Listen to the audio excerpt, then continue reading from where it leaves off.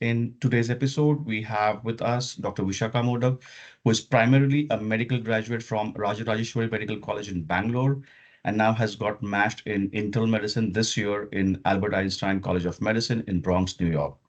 Today, we will unfold many such layers of IMG success, and let's hear it from Vishakha. Dr. Vishakha, welcome to the show. Thank you so much, Abhishek, for having me here. It's been my pleasure. I've known you for so many years now. It was because of you that I was introduced to my USMLE journey, and it feels finally really nice to match in my dream program. Of course, yes, Dr. Vishakha, how can I forget? Today, you've grown to be a big, a resident where I knew you right from your first and second years of your med school, and I've seen you grown, and it really makes me feel proud, to see success of, my students, and so is yours. So today we have a series of questions, and maybe for the next 30-40 minutes, we'll try and unfold and try to know more about your side of the story, which is definitely going to inspire the new generation, which is just trying to come in and trying to put their hands and try their luck. So it's definitely going to be helpful for these students trying to understand more of you.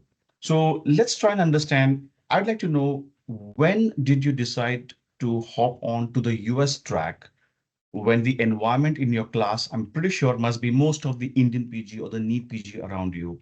And how did you manage to keep yourself motivated around and fight the odds to ensure that you achieve your dreams? So, yeah, you're right about the fact that most of my class was catering towards NEET PG. I'm actually the first one in my class to have matched into a program in the US because like I said, 80 to 90% of my class was catering towards doing NEET PG or PLAB. I think this idea began in second year. I was just exploring various options. A lot of things were going on in my mind. Primarily, it was always my dream to study abroad in a university outside of India, just to experience the college life and the university life abroad. And US is regarded as one of the best healthcare systems in the world. So I wish to train there. And that's when I set out a goal to pursue USMLE. And I approached Kaplan and I approached you, and you gave me more insight into the process. And as I learned more about it, that's when I realized that this is the path I want to take. Great, great. Um, Now, having said that, see, as you know, and you'd agree with me, now in the entire process, right from as early as first year or second year, CV plays a very vital role. So did you give more importance to your CV building, and what all components did you feel was necessary uh, to inculcate in your CV building? Oh, yeah. I feel like my journey has been rather unconventional because everybody says that, your step one should be done by your third year ideally. That's something even you told me. Step two has to be done by end of internship or beginning of internship, and then you apply. But for me, I started both step one and step two post my internship. So during my entire med school years, my whole agenda was focused towards building my CV because I did not get the dedicated time I wanted for myself to prepare for the steps. I wanted 6 months aside from uh, part-time work to prepare for my exams, which, with the burden of internship or medical school, it's hard to get. And it also depends on other factors like attendance, etc. So I decided that during the years I could do what I can control, which is build my CV. So from the second year of medical school, I started seeking opportunities to make my CV more all-rounded. So be it participating in extracurricular activities or leading some healthcare camps, doing a lot of volunteer work during my medical school, or taking part in research projects, not necessarily as the first or second author, because let's face it, as second or first year medical graduates, we don't know much about research. So just being part of projects, trying to shadow people who are doing research, all of this just helped me build my CV in a huge way. So after my internship, I could focus on my exams, and I had majority of my CV covered because of this prior planning. Great. So now that you spoke more about, or somewhere you mentioned about your research, would you like to throw some more light on the research? Did you do any research or publications? How many researches does your CV contain as of today? So my CV as of today consists of 5 publications and a few are underway. So I started my research in the second year of medical school. And like I mentioned, research is sometimes not very accessible to everybody. It also depends on your mentors. I didn't get personally selected for an ICMR project, so that disheartened me because ICMR is a big avenue to get a research project, and especially for USMLE aspirants, everybody tries to get an ICMR scholarship. But when that didn't happen, I sat back and I'm like, what next? It doesn't always mean that if you don't get an ICMR research scholarship, it doesn't mean that you can't pursue research otherwise. So I started seeking out avenues. I reached out to anybody who was doing a publication in my hospital, be it postgraduate students, be it people who were writing a thesis for their PG. And I tried my best to assist them in their research. Or I played different roles. Like one of my first research projects, my role was retrospective data collection. In another one, I was more focused on the citations and review of literature. So each research project, I played a different role. So by the end of internship, I led my own research project. It's due to be published, but I had an overall idea of how to lead a research project based on the skills I picked up during my other experiences.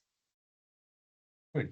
Now that you've spoken about your research, I just have a connecting question with this as well. Now, you are currently pursuing your residency into internal medicine. When did you think about getting into internal medicine? Was that predetermined in the first and second year that I want to get into medicine? No, it wasn't. I finished my internship. I did government service for about 10 months, and it was during that time that it became very clear to me that internal medicine was the path I want to choose. Uh, I had various options open. I wasn't closed off to anything.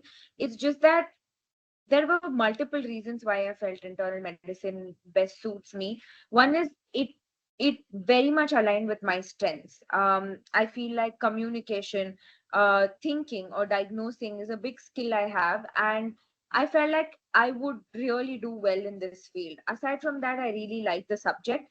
So because everything just happened to fit, I decided that internal medicine would be the right path for me.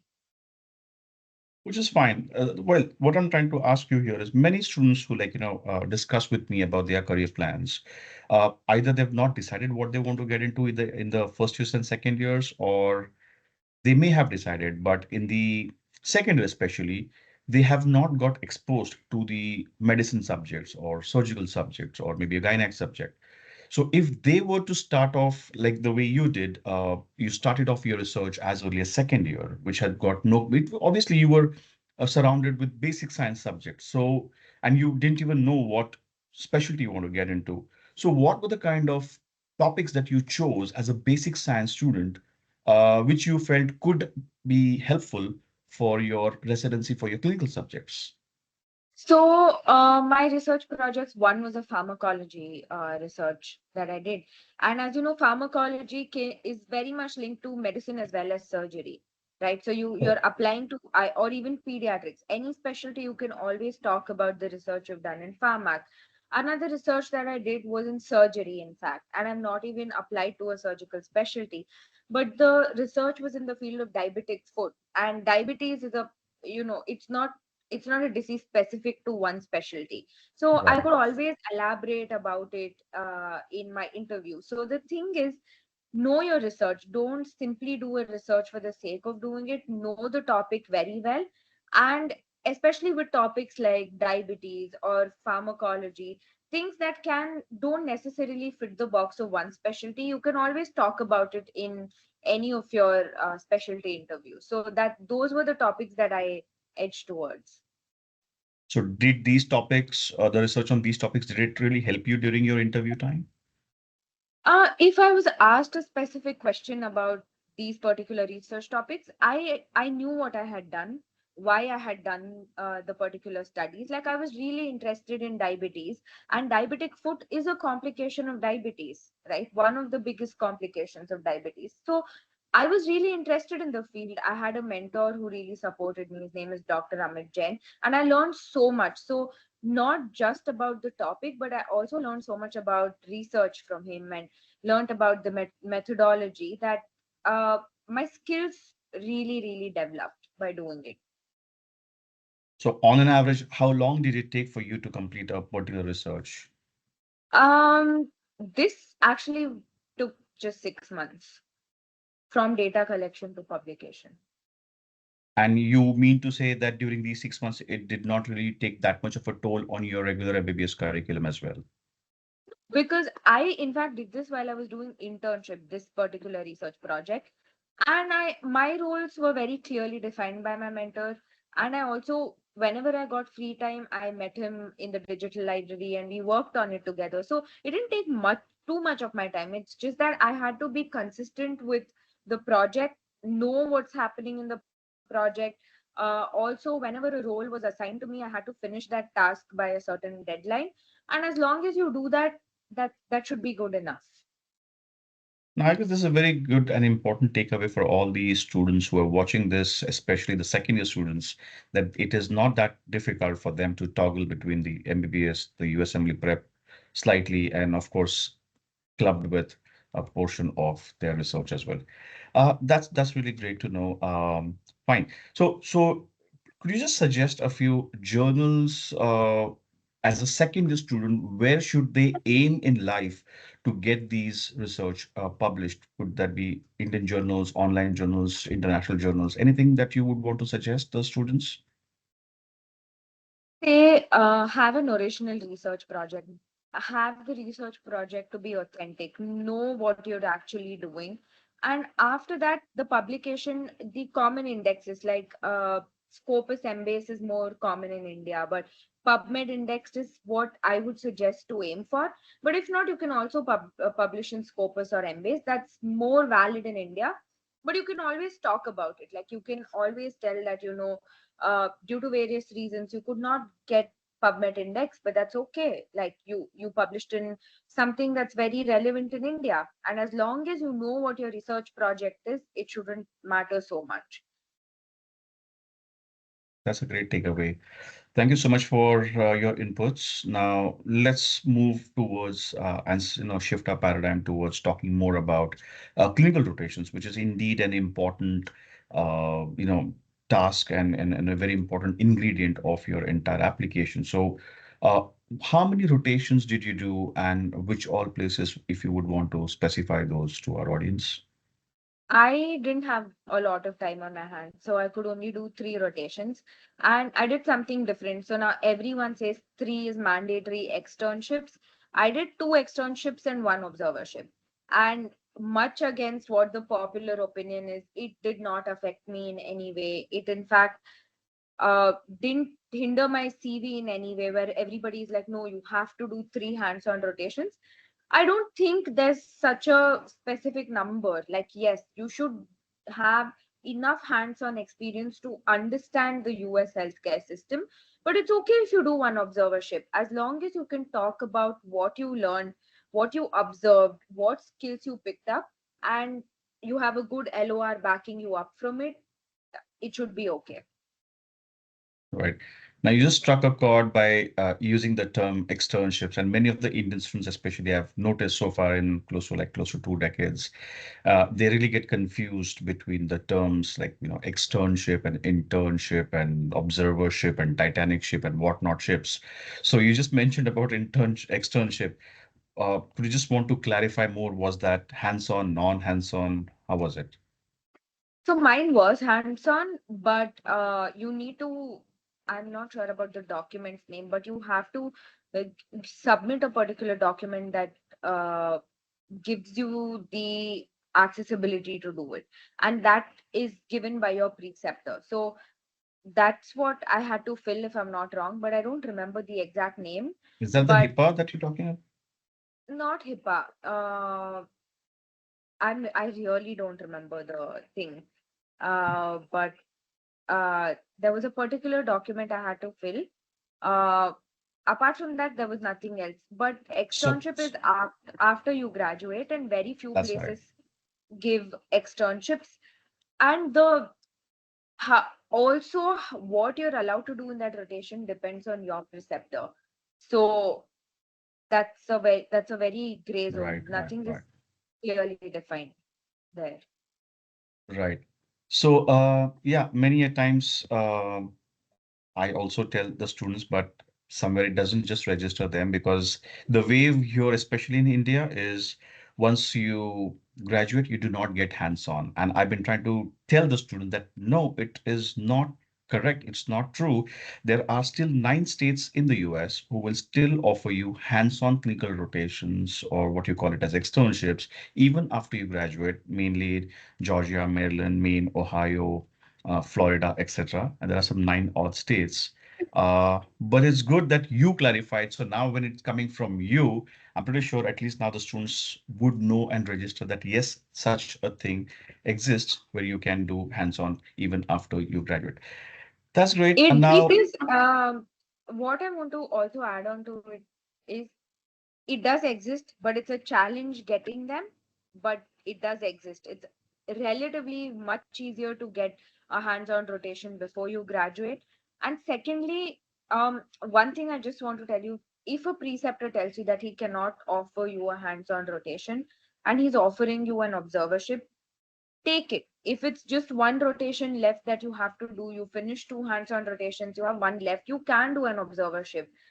Don't be averse to the idea of doing an observership. Also, don't try convincing the preceptor that, hey, give me a hands-on rotation. They have their professional boundaries, why they're saying that they can only give you an observership. Just respect that, and if you can, do it. There's no harm in doing an observership. which is a very great takeaway, I would say. Yeah, at least it's better to have something rather than just having nothing Yeah. on your hand. But So, I see that there are many things where people attempt to try to convert an observership into hands-on when the other person might not be willing to do that, and that just sort of might not come out the right way. So it's just better to uh, take oh what's yeah, given. yeah, you cannot just go against their will and try to force yourself on them and Yeah, demand for yeah, something, which yeah. is absolutely correct. Which is absolutely correct. So typically, how early did you start applying for these rotations? 2 months, 6 months? When I applied, my visa situation was tricky. I didn't have my visa yet uh, before I applied. So I had to apply first.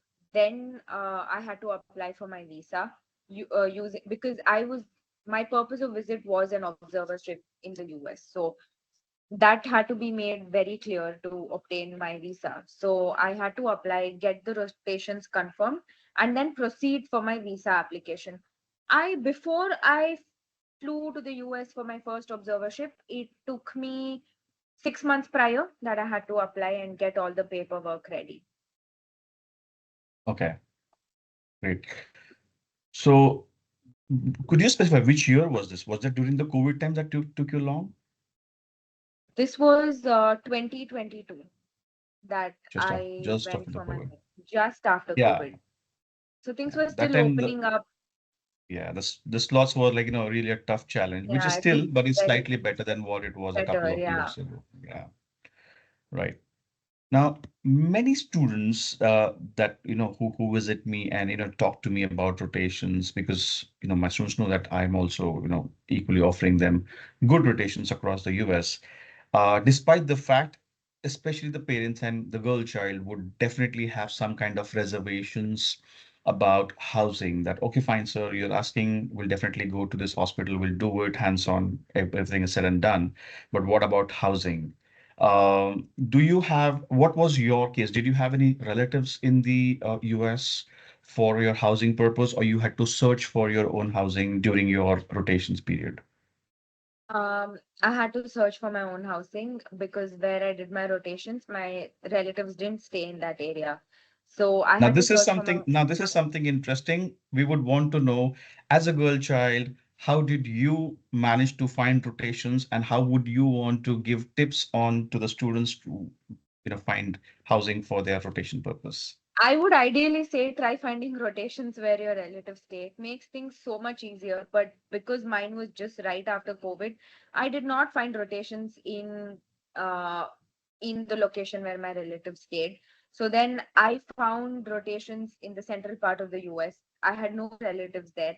And I was very clear that uh, I I got two rotations in the same state. So I decided to continue my third rotation in the same state. So technically I've done three rotations in the same uh, state, are almost around the same hospital slash clinic.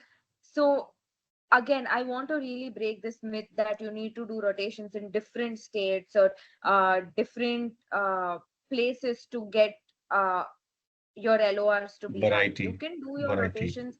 I've done all three rotations in the same state for various reasons. One, I didn't want to go again through the whole uphill struggle of searching for accommodation in a different state, bear travel expenses. Travel would take a few days.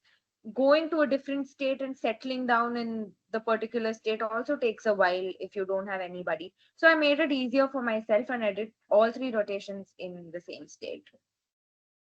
Right. Would you want to name the state? Oh, I did it in Texas. Oh, it was in Texas. And so when you went in for the first time, did you first apply for or figured out your accommodation beforehand, or you went there, stayed in a hotel for a few days, and then you tried to figure? I mean, how and where did you I find your had rotations? Sorry, your housing. I had figured my accommodation beforehand. I used, Airbnb.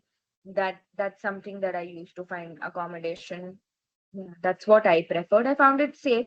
Always go for it's okay to spend a little more and stay in a super host or a house that has been repeatedly reviewed than save a little. USMLE is an expensive process, I get it, but safety is equally important. So what I chose for myself was to spend a little more and stay in places that I was absolutely sure are very safe rather than not so reviewed places. Now, I'm pretty sure at this point in time, there would be many girls who would be watching this conversation of ours.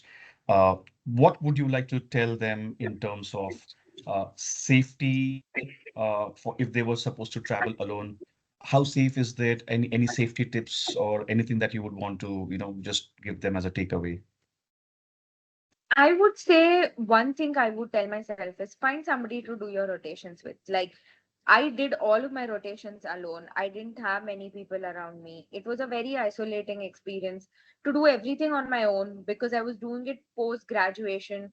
I didn't have many friends with me. I was the only person applying from my batch. So, and I went during a very off season. So I was fully alone. But I don't think that's the case anymore. So if you have people who want to go for rotations, try coordinating your rotations together. That's the best thing to do. But if not, there's nothing to be so afraid of as long as you are having some safety finances with you. uh Keep enough money in case, touch wood, but in case if any country you go to, always have some safety money with you that you're not spending but you have in case an emergency arises. Get health insurance before traveling to the US. There are many websites that give health insurance. Don't travel without an insurance is one more thing I'd like to state. And lastly, be aware of your surroundings, be cautious, uh, learn uh, learn to speak the language of the place you're going to. So that's not just about communication in terms of English, but just how people greet each other, what's the vibe of the place, what's the social cues a place has. Respect their social cues. That's very important. That's a very wonderful input, I would say, and a very important indeed for all the, girl child, especially the parents who they are watching, so they know that it is safe indeed. It's just that they will have to take a chance and, give their daughters that particular platform which they're really deserving. That's great. Now, just moving on and talking about during your rotations, was there any such incident or any such case which you felt was really challenging and it was worth that, oh yeah, this is something new and there's a lot of learning out of it? Any incident that you would want to cite?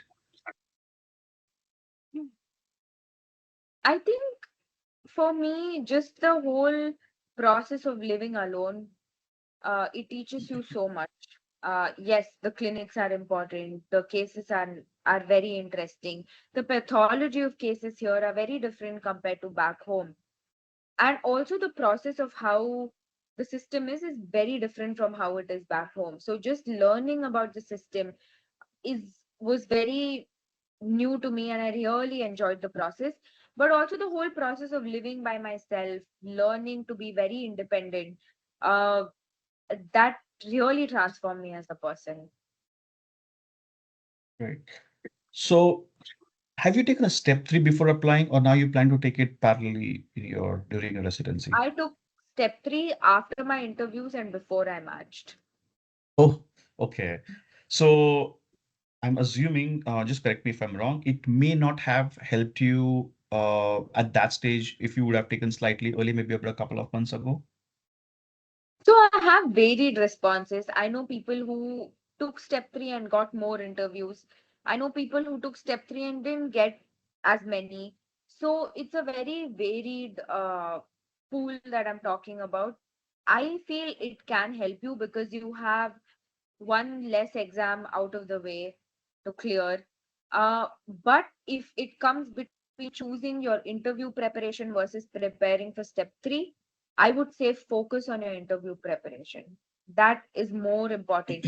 I had an option where I could have given my step 2, and that's when the interview season started. I could have gone fully into step 3 prep, but I chose not to do that. I decided that this full time I'm going to dedicate to interview practice, interview prep, just relaxing, because giving so many exams burns you out, and you don't want to be burnt out during the interview season. So if you haven't given your step 3 before applying, finish your interviews. You can prepare side by side, but give your step 3 after. Right, great. So to the FSMB, you must have, since you're doing it in Bronx, New York, you must have applied for the state of New York in during your step three.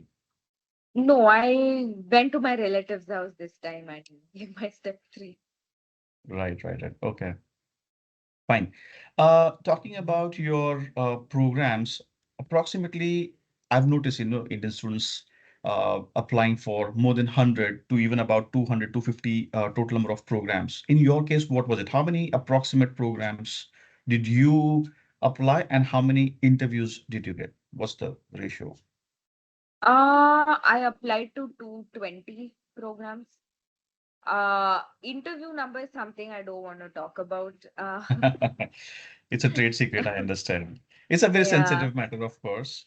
But yeah. yeah, so okay. And so all the interviews, which at least which season or which month were they? Was it as early as October, November-ish, or you or even got it in December as well? I got my interviews spread out. I got many interviews every month. So like I can't say one particular month had the most amount of interviews. All the months it was equally spread out for me. Okay. But Uh, that's just an exception. Most people I know get most of their interviews early on. Like in November is October end, in November beginning is the peak season. right, right. Any typical questions or common questions you felt across, or you would want to, say that these are the common questions, so at least the audience can prep well for those kind of questions and just be mentally prepared? It's just it's not that they have a question list, it's just that these questions help them to know you better as a person. So it's basically tell me about yourself, tell us more about how, what are your strengths, what are your weakness. You These are like all over YouTube. Talk about your experiences. So a lot of questions are CV specific. Talk about what you would do in so and so scenario. These are all the questions that you get. CV specific questions, that's something I want to talk about, and not many people focus on, is be genuine. Like, don't make up anything that's not there on your CV, because the person in the front of the camera knows when you're being genuine and not genuine, and it's very easy to make out. So just be 100% true to whatever you've done. It's okay if you've not done as much as you'd like to, or how much ever your friend has done, but be honest, because that's a very important quality as a resident also, and programs seek that. So that's a big tip I'd give everybody. Great. So were these interviews online or you traveled and you gave it an online face-to-face interview? All of my interviews were online. Right. Okay. Any particular specific question you feel that I was being asked and I was stuck at a point and I just couldn't? And was there any such scenario? No, because I feel like I had, that's another point that I want to bring up. No question is actually hard. If you're just being genuine uh to your answer, no question is hard. It's okay to pause for a minute and then give your answer. So I didn't find any like very tough or curveball questions. Also, make sure to practice, have a person you practice your interview or communication skills. It's not just about how you talk, it's also about the body language. It's also about how your room is set. So during interview season, I had an interview prep buddy, and we prepped every day for 2 months straight, and this was regardless of how many interviews we got. It was not dependent on that. It was just that we have to crack our interviews, we have to come across as what we are, and not be fearful of somebody asking us a curveball question. If you practice every day, you get into this zone, it becomes muscle memory. Somebody might ask you any question and you can take a moment and you can answer it. So that's my advice here. Okay. Lastly, just tell me one thing. I mean, honestly, I'd like to know your opinion. Once you were done with all the interviews, how confident were you of getting a spot, or you just like left to luck? Okay, fine, whatever happens. Or you like, at least this place would give me a spot. Is Were you confident about? I mean, how was your experience after the interviews were done? I feel like my whole USMLE journey was so unpredictable right from the beginning that I didn't want to have any expectations. But I can just say one thing, that after every interview, I felt like I'd done my best because I'd practiced so much. If I hadn't put in the work, maybe I would doubt myself or come across as hesitant. But I was sure I did my interviews well, because you from the person in front, you can make out from their body language if they're happy, if the interview ends too early or too late. You get to know if somebody wants to continue talking to you or not. You get a sense. But I wasn't sure where I'd match. I am very hard on myself, so I was almost thinking of a plan B, in case this didn't have work out. So it wasn't like, oh, I am going to match. That's quite genuine and honest an answer, I would say. Thank you. Uh, Now I'm pretty sure. I mean, I'm just. Are you on a J1 visa? No, I'm on an H1B. Or you were on H1B? Great news. So your step three played a vital role there. It tricked. Yeah, that's why I planned my step three after my interview. So after I submitted my rank order list, I decided to get step three out of the way. I didn't want to leave any stone unturned to get the visa that I wanted to get. So I gave my step three and just hope for the best in this situation. So you mean you updated your step three later, and that is what helped you, secure Yeah. H1B So different programs have different deadlines for the step three updating submissions. date. My program had a not a later deadline, like in somewhere in April. So I gave my step three in March. That is really great. Would you want to give any tips to the students regarding maybe a B1, B2, or any visa tips?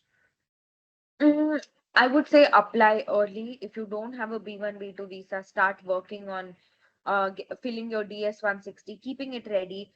You can save your application. So any gaps that you have unfilled in the application, you can work on those gaps, but start working on your DS 160 form. Try searching for slots. I know it's hard. Sometimes bulk slots open up, so wait for it. Um, just be honest in your visa interview as well. That's any interview, just be honest. Don't make anything up that's not true. Also have all documentation. Take a file with many sections, from your bank statement to your address proof to all your internship completion. In my case, I needed that because I was a graduate. Your degree, your KMC certificate. Have all documents ready. Yeah, those are just generic tips. Right. Now, those were like pertaining to visa. Apart from Yeah. visa, lastly, any message that you would want to give to the students? Any tips, do's and don'ts, anything that you would want to tell the audience? Yeah, for sure. One biggest do is don't, which is also don't, which is don't compare yourself to somebody else. Like everybody has their own timeline. If I sat, and this is fully my experience, I know many people can argue that this might be luck or whatever, but I don't feel so. I feel like what really worked for me was trusting my own timeline that it's okay. It's okay if my YOG is I graduated in 2022 and I applied in 20 for the 2024. It's okay if my YOG is 2 years. It's okay if I took 1 year extra to get work experience because most people apply right after internship. And it's fine if my research wasn't in the most acclaimed journals. It's fine. Like, just trust your timeline. As long as you have put genuine hard work and effort and done the work, then these are just checklists, and these checklists are created by somebody else who's done it according to what they feel is right. So trusting your timeline and trusting your own work is very important. And another thing is, uh, in interviews, don't come off as arrogant. Be humble. Everyone has put in a lot of hard work. It's not an easy path for anybody. It's a very tough path. So uh, arrogance, I feel, has no room in this particular scenario. So it's sometimes you might not be arrogant also, but you can come off as arrogant. Maybe the body language also plays a role. So try improving that. So practice interviews with somebody who is giving you feedback where you can correct these minor points which play a big role. Right. Okay, that's a very important and a great insight, I would say. So now it's been how long that you've started with your residency here? It's been almost 2 weeks, 3 days. Okay. So how's the new schedule, a new world? Uh, how does it feel? And how hectic is that I'm basically? I'm really enjoying it, even though it's hectic. I love working. I just really like working in this healthcare system. It's very satisfying for me to see me be so happy going to work every day, feeling excited to meet the new day with whatever challenges it has for me. And challenges might not just be in the hospital; it can be right outside the hospital, where you're done with a long shift and you have to come back and cook, and you're not used to cooking so much for yourself, or planning your week in advance. That's also a big challenge because it's a country where you have to do everything independently unless you have Yes. family here, and that's not something most of us are trained in India, where you live a very sheltered life. Here, from cooking to cleaning to everything, it's on you. So planning that with having some time off for yourself and balancing hospital is a challenge, but it just gets better with time. uh, yeah. And typically, how long are your shifts like? How many hours? It all honestly depends on your program, and it also depends on what particular rotation you're in. So currently I'm on consult, so my schedule right now is from 9 o'clock to anywhere from 5 o'clock to 6 till 6 p.m. in the evening.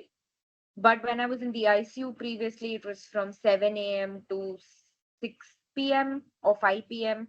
And on a call day, which is what we call long call, it was from 7 a.m. to 9 p.m. So that's how my schedules were. But at the end of it, I'm pretty sure it's all worth it because that's what Yeah. we aim from right from the Easter years. Like that's right. Last question before we wind up, Dr. Vishaka. Whom would you want to dedicate your success? I mean, it would be great if you could use this opportunity to call out your maybe mentors, parents, or your friends who really supported you hard on this, and you would really want to thank them from the bottom of your heart. Anyone that you think. I think I would firstly thank my mother for supporting me throughout this journey. Like, you know, it like she's been there for me since day one, just always by my side, backing me up for literally anything. What, even though my timeline was very unconventional. She always asked me to believe in my process, and she kept telling me that it will work out. You put in the hard work. So that motivation pushed me forward a lot. And apart from that, most of my friends are from the non medical background, but they've been so supportive, even though they didn't understand medicine. Forget USMLE. Anytime I was stressed out or anxious about this whole process, because it can get overwhelming, they've just supported me in every way they can. So shout out to all of my very close friends who don't know much about this, even medicine for that matter, but have been there for me. Shashank, Kaishu, Namita, Tanu, so many people. And of course, I thank you because meeting you, I learned so much about this process. Like, I had no idea. I was also in second year when I first approached you, asking about what rotations are, what is step one, what is step two, and you patiently answered all my questions and gave me more clarity about this whole journey, and that was really helpful in making that decision for me. And my research mentor, Dr. Amit Jain, because I learned so much under him. So these are the people I really. Pleasure is likewise, Dr. Vishaka. I mean, you, as I said, you all deserve this, and it is really a painful journey that you have been, and I've noticed, I have witnessed that, and I would definitely want to tell the students who are watching this at this point in time that yes, you start early so that you do not, land up in a very hodgepodge situation. There are a lot of things that you will have to take care of in the entire journey. There are a lot of components which cannot happen overnight, and we've definitely seen Dr. Vishaka's journey, how inspiring it is, and I'm pretty sure there's a lot of takeaway for you guys as well. So on this note, I'd like to thank you so much, Dr. Vishaka Modak, for giving us time. Today we had an opportunity to hear your inspiring story and of course your hardships. This is surely going to be encouraging for our students while prepping for their journey to the US. Once again, we thank you for taking out time out of this busy schedule. I know it's like kind of midnight out there, but thank you so much for giving me time. Thank you so much. Oh, and I have one more. A big thank you to all the people who made the YouTube videos, all the resources online, including you, including other people who are, giving us the information to really understand what this whole journey is. It's These online resources help a lot, and my two mentors, Vikyat and Meera, who guided me in this journey. Well, and at Kaplan, we definitely want to strive as hard as we always do to help students just to reach there because many of the times, you've seen students, they want to, but they do not know whom to approach. And there are 1,000 resources, where to rely, where not to. And that's what we always strive to ensure that, they get the best platform. And I want to tell, this is a very important message. There's so much focus on networking. Find two people or three people who can really be there for you during this journey. I was lucky to find two people who have matched, who could guide me through this process. So it's not about knowing a lot of people, it's about getting quality insights which few people can provide. So always, be in touch with them, talk to them, and pay it forward. So when you match, do it for somebody else, and that really keeps the cycle going.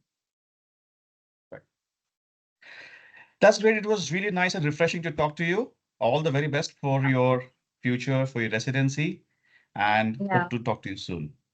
Yeah, thank you so much for having me. Subscribe to this channel, tell your friends about it, share this channel with them, and yeah, don't forget to press the bell icon so that you get to know you're the first ones to be notified of the upcoming episode.